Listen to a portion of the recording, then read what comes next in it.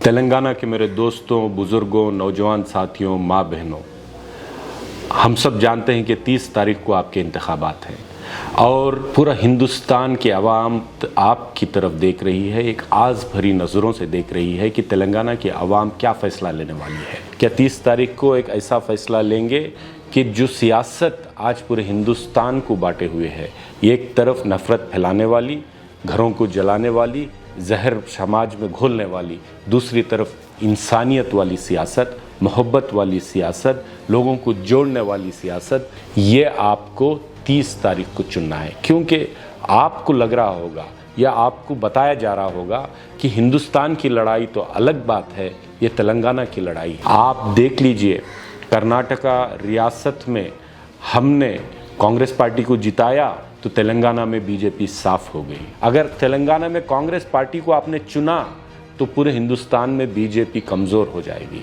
ओवैसी साहब आके कहते हैं कि बीआरएस भी सेक्युलर पार्टी है, तो मैं ओवैसी साहब से और बीआरएस के मेरे दोस्तों से पूछना चाहता हूं कि अगर आप सच में सेक्युलर हैं तो आपने ट्रिपल तलाक पे अब्सटेन क्यों किया? अगर आप सच में सेक्युलर हैं तो किसानों के खिलाफ मोदी सरकार ने, बीजेपी ने जो बिल लाई थे, उन किसान बिलों पर आपने बीजेपी का साथ क्यों दिया?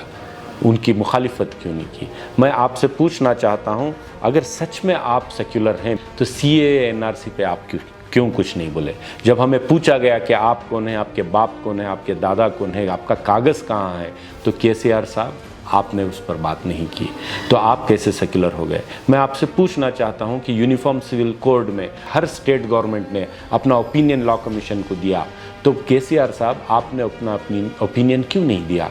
आपने उसकी मुखालिफत क्यों नहीं की? जब नोट बैन हुआ, पूरे हिंदुस्तान की आवाम परेशान हो गई, गरीबों को खाने के लाले पड़ गए, तो ऐसे नोट बैन पे आपने मुखालिफत क्यों नहीं की बीजेपी और मोदी जी की? आप तो उनकी हिमायत में खड़े थे।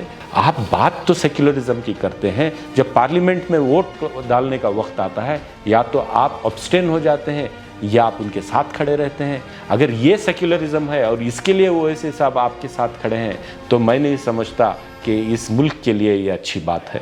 30 तारीख को होने वाले इंतखाबात में ये तेलंगाना की सरकार चुनने के लिए आप वोट नहीं डाल रहे हैं, आप हिंदुस्तान की सरकार चुनने के लिए वोट डाल रहे हैं। तो आप सोचकर समझकर पूरे शऊर के साथ, पूरी बेदारी के साथ घरों से निकलें और वोट डालें।